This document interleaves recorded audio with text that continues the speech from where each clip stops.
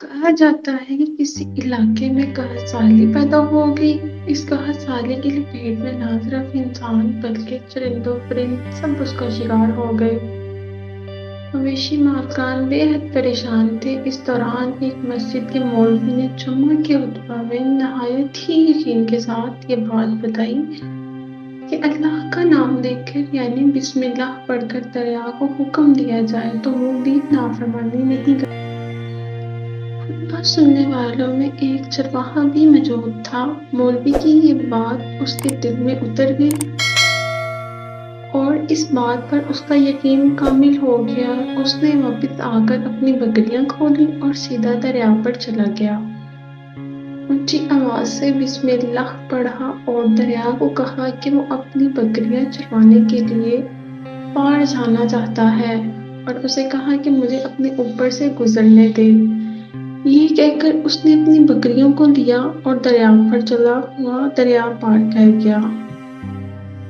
دریا کی دوسری طرف کا علاقہ گھاس سے بھرا پڑا تھا۔ درختوں کے پتے بھی سلامت تھے کیونکہ کسی کو یہاں آنے کی رسائی نہیں تھی۔ اس نے خوب اچھی طرح اپنی بکریوں کو سیر کروایا اور واپس لوٹ آیا۔ پھر یہ اس کا معمول بن گیا کہ وہ بکریاں پار چھوڑ کر واپس آ جاتا اور شام کو جا کر بکریاں واپس لے آتا۔ اس کی بکریوں کا وزن دگنا چگنا ہو گیا۔ لوگ چونک گئے اور اس سے پوچھا کہ وہ اپنی بکریوں کو کیا کھلاتا ہے۔ وہ سیدھا سادہ اور صاف دل نوجوان تھا۔ اس نے صاف صاف بات بتا دی کہ جناب میں تو بسم اللہ پڑھ کر دریا پر چل کر اپنی بکریاں دوسری طرف چروانے لے جاتا ہوں۔ بات سب نے سنی مگر کسی نے اس چرواہے کی بات پر یقین نہیں کیا کیونکہ یہ ناقابل یقین بات تھی۔ مگر بات ہوتے ہوتے مولوی صاحب کے پاس جا پہنچی۔ مولوی صاحب نے اس چرواہے کو بلایا اور سارا ماجرا پوچھا۔ اس چرواہے نے مولوی صاحب کو ہی حوالہ بنا لیا کہ مولوی صاحب میں تو آپ کا شکریہ ادا کرنے والا تھا۔ آپ نے جمعہ کے خطبے میں جو سانحہ بتایا تھا کہ بسم اللہ کہہ کر دریا کو بھی حکم دو تو وہ بھی انکار نہیں کرتا۔ تو میں تو بس آپ کے سانحے پر ہی عمل کر رہا ہوں۔ مولوی صاحب حیرت سے اس کے چہرے کو دیکھتے رہے۔ مولوی صاحب نے کہا بھائی صاحب ایسی باتیں تو ہم ہر جمعہ میں کرتے ہیں۔ فقط ان کا مقصد لوگوں کا ایمان بنانا ہوتا ہے۔ مگر بکریوں والا ڈٹا رہا کہ میں تو بسم اللہ کہہ کر پانی پر چلتا ہوں اور بکریوں سمیت پانی پار چلا جاتا ہوں۔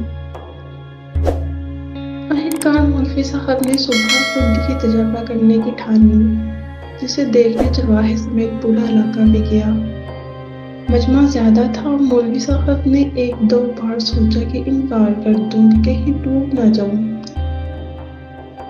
مگر وہ جو مولوی صاحب کو کندھے پر اٹھا کر لائے تھے ابھی بھی جوش و خروش سے اللہ اکبر کے نعرے لگا رہے تھے اور مولوی صاحب کے حق میں تعریفیں کر رہے تھے۔ آخرکار مولوی صاحب اپنے ڈر کو دور کرنے کے لیے ایک رسا منگوایا۔ پہلے اسے ایک درخت کے ساتھ باندھا پھر اپنی کمر کے ساتھ باندھا، پھر ڈرتے ڈرتے ڈھیلا ڈالا بسم اللہ پڑھا اور دریا پر چلنا شروع ہو گئے۔ مگر پہلا پاؤں ہی رکھا تھا کہ پانی میں گر گئے۔ مولوی صاحب ڈبکیاں کھانے لگے اور پانی کے بہاؤ میں بہنا شروع ہو گئے۔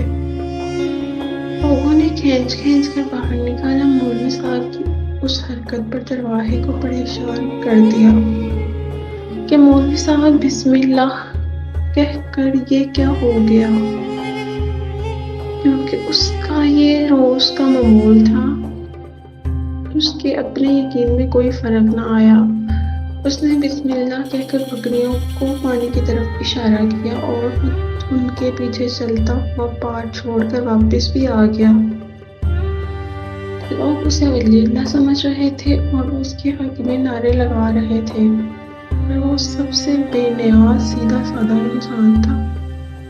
وہ مولوی صاحب کے پاس پہنچا اور کہا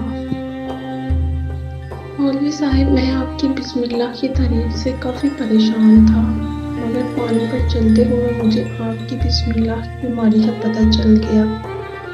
اور چرواہے نے دراز سے بندی رستے کی طرف اشارہ کیا اور کہا مولوی صاحب یہ ہے آپ کے بسم اللہ کی بیماری، آپ کے بسم اللہ کی برکت کو یہ رسا کھا گیا۔ آپ کو اللہ اور بسم اللہ سے زیادہ اس کے صدق پر بھروسہ تھا، لہذا اللہ نے بھی آپ کو رسی کے حوالے کر دیا۔ پھر کہنے لگا کہ مولوی صاحب آپ بھی کمال کرتے ہو، میں تو آپ کے منہ سے سنا اور یقین کر لیا، اور میرے اللہ نے میرے یقین کی لاج رکھ لی، مگر آپ نے اللہ کا کلام سنا مگر یقین نہیں کیا، لہذا آپ کو اللہ نے رسوا کر دیا۔